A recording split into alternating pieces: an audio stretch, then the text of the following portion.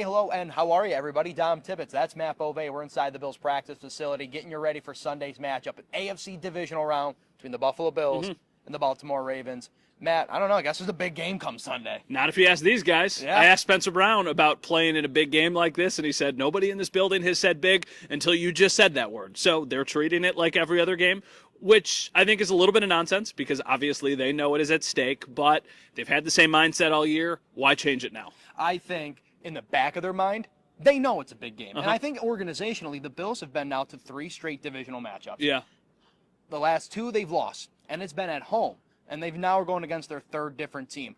There's definitely some sort of pressure. So whatever they got to tell themselves, I feel like, to get out of that, so be it. But fans know this. We know this. Sunday's game is monumental, not only for the stakes at hand that is getting to the AFC Championship game against whoever that may be, but also it minimizes what this offseason will look like in terms of, man, another missed opportunity during the Josh Allen window, during the moment where the Bills had an opportunity to accomplish all the goals they set out to way back when Sean McDermott took this team over with, another opportunity blown there. That could be the discussion we're having in just a few days. For that reason, it's a big game. I have a take. Okay. I don't mean to cut you off. No, I feel like there's that was my point. I feel like there's way more pressure on the Ravens than the Bills. Way more pressure on the Ravens than the Bills. Okay, why is that? Well, now they're the favorite. They went to the AFC Championship last year. They had a terrible game. Lamar Jackson has not had the level of success in the playoffs that people would assume that he would have. And this year, going into the season, it was Super Bowl or bust for the Ravens. There were questions about this Bills team. Now, I am not suggesting that they don't think they need to win this game or that there's not pressure. Right. I just feel like from a national perspective, there's more pressure on the Ravens than the Bills. Okay, but that goes back to the point, and I agree. Whoever does not win this game has a lot of questions. It's going to be a miserable offseason. And miserable offseason. For the Ravens, I agree with your point there, too.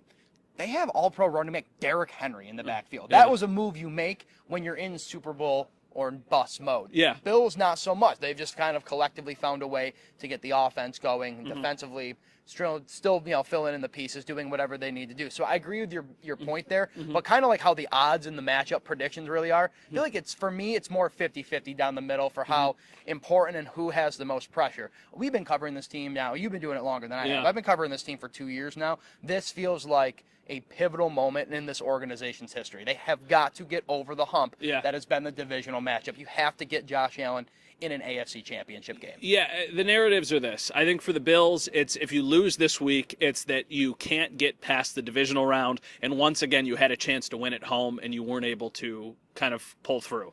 For the Ravens, it's if you don't win now, when are you ever going to win? So it's a little bit of the same conversation for both teams.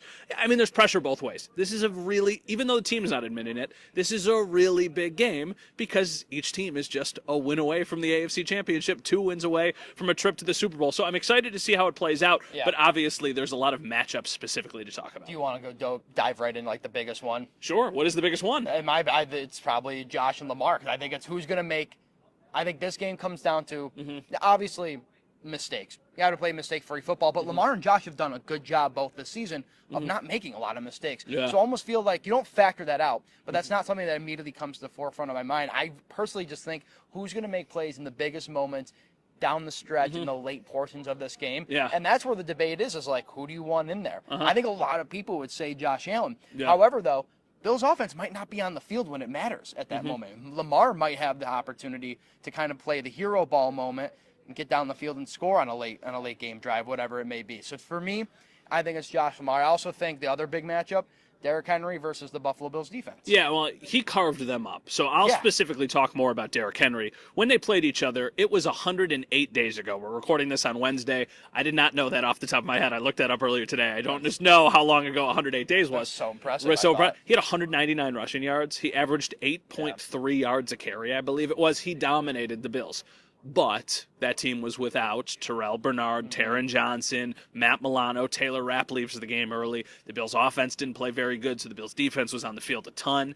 I don't think he's going to be as effective, but he is a problem. The Bills need to prove, they need to do one of two things, in my opinion, the Bills. They need to get out to a lead and try and make the Ravens a bit more one-dimensional, or they need to prove that they can slow down Derrick Henry. Derrick Henry will break off a couple big plays, and Lamar Jackson will have a couple big plays It is himself. inevitable. This is not about stopping them. It's about containing them, or can you limit them in any way, shape, or form? That's what it comes down to me. It's what defense makes a couple big plays, because I'm expecting Josh to be excellent. I'm expecting Lamar to be excellent. Yep. I'm expecting Derrick Henry to be excellent, and I'm expecting some other player on the Bills offense to really step up. Which defense can make more plays? And that's kind of my mindset going into this game.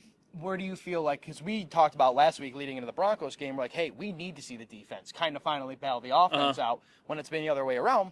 Bill's defense had a good game. I mean, they pitched a shutout they after giving up the opening drive. So, and I think it's really tough to examine the Ravens defense. I know that's a good unit, but they just got done playing a Steelers team that looked like a lost puppy in the wild card round, you know? So I think that's even hard of a battle to decipher too, because in a lot of ways the Bills defense is just playing better. And it's not really about who's been playing best all season. It's who's playing hot right now. Yeah. And if you had to pick between the two defenses, taking the Bills defense in that.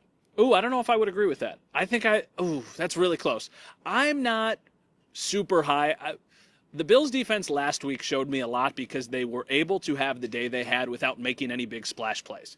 That's huge. If they can get a splash play or two, or if they can force a turnover or two, then I really like the Bills' chances in this game. I'm not saying that has to happen for the Bills to win, but I think the Ravens' defense is pretty good. I think that they're pretty close. I think they are too. I think they're pretty close, which is why it's a coin flip, right? Which is why when you look at the matchup, it's a 50-50 matchup. It's why the point spread is a point in either direction. It starts a 1.5. Now it's a point for the Ravens. They're slightly favored.